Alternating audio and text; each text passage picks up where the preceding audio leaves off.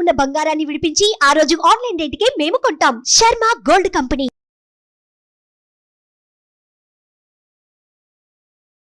నమస్తే, welcome to Suman TV. నేను మీ యామ్ని. ప్రస్తుతం మనతో ఉన్నారు ప్రముఖ ఆధ్యాత్మికవేత్త రమాదేవి గారు ఉన్నారు. అమ్మతో మనం మాట్లాడదాం. నమస్తే అమ్మ. నమస్తే అమ్మా. అమ్మ, ఇప్పుడు శివరాత్రి రోజు అసలు ఎలాంటి నియమాలు పాటించాలి, ఎలాంటి నియమాలు అంటూ పాటించద్దమ్మా అసలు?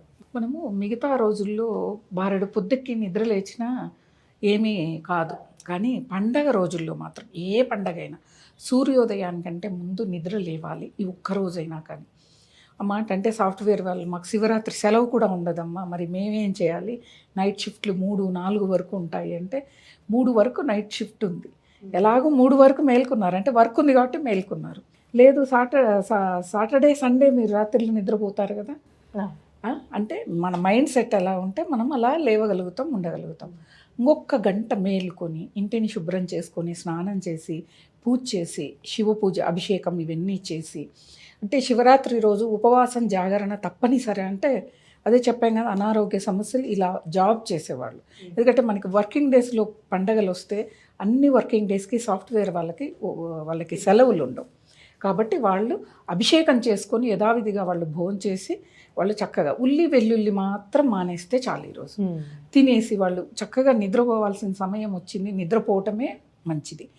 మిగతా ఇంట్లో ఉండే గృహిణీలు పండగ చేయాలనుకున్న వాళ్ళు సెలవులు, ఇప్పుడు స్కూల్ టీచర్లకి వాళ్ళకి సెలవు ఉంటుంది శివరాత్రి అంటే, వీళ్ళు మాత్రం తప్పనిసరి తెల్లవారుజామున లేవాలి, ఇంటిని శుభ్రం చేసుకొని గుమ్మం దగ్గర చక్కగా ముగ్గు పెట్టుకొని తలారా స్నానం చేయాలి. తలారా స్నానం చేస్తూనే మనం ఉతికి శుభ్రపరిచిన దుస్తులే ధరించాలి.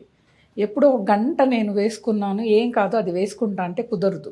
ఇది పండగ పర్వదినం. ఈరోజు మనము ప్రత్యేకమైన పూజలు చేస్తాం, అభిషేకం ప్రతిరోజు చేసేవాళ్ళు ఉండరు. కాబట్టి ఈరోజు చేస్తాం కాబట్టి ఉతికి శుభ్రపరిచిన దుస్తులు, పట్టువి చెప్పానా లేకపోతే కాటన్ లేకపోతే ఏ సిల్క్లో నేను చెప్పట్లే, శుభ్రపరిచినవి. మీకు బాగా ఉన్నవాళ్ళు పట్టువే శుభ్రపరిచినవి ఉన్నాయి కట్టుకోవచ్చు, దానికి ఏం నియమం అంటూ ఏమీ లేదు. మరి పనులు చేసుకునే వాళ్ళకి మాకు లేవు అంటే వాళ్ళు బాధపడిపోతారు, నేను పట్టువే కట్టమంటే. అలా ఏమీ లేదు నియమం. ఉతికి శుభ్రపరిచిన దుస్తులు ధరించాలి. తప్పకుండా నుదిటిన కుంకుమ, కొంచెం విభూదిని ధరించాలి. మహిళలకే చెప్తున్నాను ఇవి. ఏదైనా వస్త్రం అంటే నైటీలు వేసుకోకండి, ఏక వస్త్రం అవుతుంది. కాబట్టి చక్కగా పండగ రోజుల్లోనైనా చీర కట్టుకోండి. చీర కట్టుకొని గాజులు వేసుకొని మెళ్ళో నల్ల పూసలు, కనీసం పండగ రోజైనా సాంప్రదాయానికి విలువనివ్వాలి. మిగతా రోజుల్లో అంటే ఎలాగో వినే స్థితిలో ఎవరూ లేరు, దానికి ఒక కామెంట్స్ వస్తాయి కాబట్టి చెప్పను. ఈ నియమాలు పాటిస్తూ మౌనాన్ని పాటిస్తూ లింగం ఉన్నవాళ్ళు అభిషేకం చేసుకొని నమశివాయ మంత్రం తప్ప వేరే నోటి నుంచి ఏమీ రాకూడదు. ఎవరైనా ఫోన్ చేసి వాళ్ళ గురించి వీళ్ళ గురించి మాట్లాడడానికి మొదలు పెట్టగానే పని ఉందని ఫోన్ కట్ చేస్తే ఈరోజు చాలా మంచిది. అలానమ్మా, అభిషేకం అనేది ఎన్నిసార్లు చేసుకోవాలమ్మా ఆ రోజు మనం? అభిషేకం అనేది ఇప్పుడు మనము శివరాత్రి రోజు అర్ధరాత్రి చతుర్దశి ఘడియలు ఉన్నప్పుడు లింగ ఆవిర్భావం జరిగింది.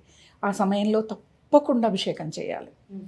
అంటే ముందు రోజు మనకిప్పుడు 8వ తారీఖు శివరాత్రి వస్తుంది, అంటే శుక్రవారం ఉదయం నుంచి కూడా మనకి ఉదయాన్నే అందరూ పూజా మందిరం శుభ్రం చేసుకుంటారు. అప్పుడు ఒకసారి అభిషేకం చేసుకోవాలి. మళ్ళా సంధ్యాకాలంలో ప్రదోషకాలం అనుకోవచ్చు, ఆ సమయంలో అభిషేకం చేసుకోవాలి. అర్ధరాత్రి 12 గంటలకి చతుర్దశి ఘడియలు ఉంటాయి. అప్పుడు ఉన్న రోజున మాత్రమే మనకి శివరాత్రి అని చెప్తారు. మరుసటి రోజు ఉదయం చతుర్దశి ఉన్నా కూడా అర్ధరాత్రి తిదే మనకి ఈ శివరాత్రి నిర్ణయింపబడేది. మళ్ళా బ్రహ్మీకాల ముహూర్తం మనకి 4 జాములు ఉంటాయి. రాత్రి జాము అంటే 3 గంటలు. 3 గంటలకు ఒకసారైనా అభిషేకం చేసుకోవచ్చు. రాత్రంతా లేదు మాకు అంత వీలు కాదమ్మా, సాయంత్రం చేసి అర్ధరాత్రి చేస్తాం, మళ్ళీ బ్రహ్మీకాల ముహూర్తంలో చేస్తాం, మళ్ళీ తెల్లవారుజామున అంటే 5-5:30 ఆ సమయంలో మళ్ళీ స్నానం చేసి మళ్ళీ అభిషేకం చేసి శివరాత్రి ఉపవాసాన్ని ముగించాలి. మనం ముందు రోజంతా ఉపవాసం ఉంటాం. ఈ విధంగా చేసుకుంటూ వెళితే ఉపవాసం లేని వాళ్ళైనా కూడా మనకి చతుర్దశి అయిన మరుసటి రోజునే భగవంతుడికి పరమేశ్వరుడికి ప్రసాదాన్ని తయారు చేసి పెట్టి అదే ప్రసాదాన్ని మనం భుజించాలి. అయితే ఇక్కడ ఒక నియమం ఉంది. ఎవరైనా ఒక శివ భక్తుడిని పిలిచి ఉపవాసం ముగించే ముందు పూజ అయిపోయాక ఆయనకి కడుపు నిండా భోజనం పెట్టాలి. పెట్టి మన శక్తి మేర ఉంటే కండువ, లేకపోతే పంచా కండువని ఇచ్చి ఆ తర్వాత భోంచేస్తే శివరాత్రి ఉపవాస దీక్ష సంపూర్ణమవుతుంది. శివభక్తుడికి పెట్టాలి. స్వయాన శివుడి వాళ్ళ రూపంలో వచ్చి మన భిక్షని స్వీకరించవచ్చు. అలా చేస్తే మంచిది.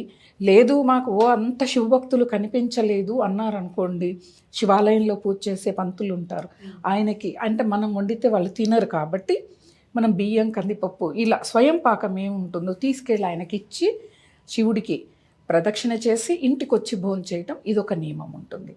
ఇలా చేస్తే అభిషేకం చేసిన, పూజ చేసిన, ఈరోజు జాగరణ చేసిన, ఓపిక ఉన్న వాళ్ళు జాగరణ చేసేవాళ్ళు. ఇప్పుడు కొంతమంది కొంత పెయిన్ కిల్లర్స్ వేసుకుంటే వాళ్ళు జాగరణ చేయలేరు, వాళ్ళకి నిద్ర వస్తుంది. అటువంటి వాళ్ళని జాగరణ చేయమని నేను చెప్పట్లే.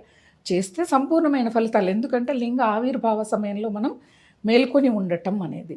కాబట్టి అలా చేస్తూ జాగరణ అంటే మళ్ళా చాలామంది ఏవో ఇంగ్లీష్ సినిమాలు, వెబ్ సిరీసో ఇవి చూడమని కాదు. జపం చేయండి, ఎక్కువగా జపం చేయండి, ధ్యానం చేయండి. శివుణ్ణి మనకు ఎక్కువగా ధ్యాన స్థితిలోనే మనం చూస్తాం, అవునా? మనము కూడా అదే ధ్యానం చేయాలి. ఆ ధ్యానం శివుని గురించే ధ్యానం చేయాలి. చేస్తే అద్భుతంగా ఫలితాలు అనేది పక్కకు పెడితే మనం ఎప్పుడు కూడా ఏ ఆరాధన చేసినా ఫలితం కోసమే చేస్తాం. అలా చేయకుండా శివరాత్రిని చేయాలి.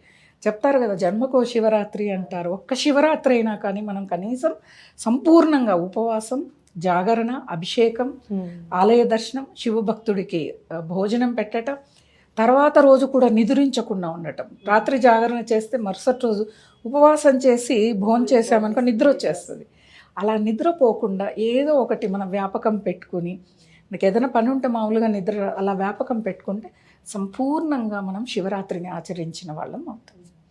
చాలా చక్కగా తెలియజేశారమ్మా. ధన్యవాదాలు. నమస్తే.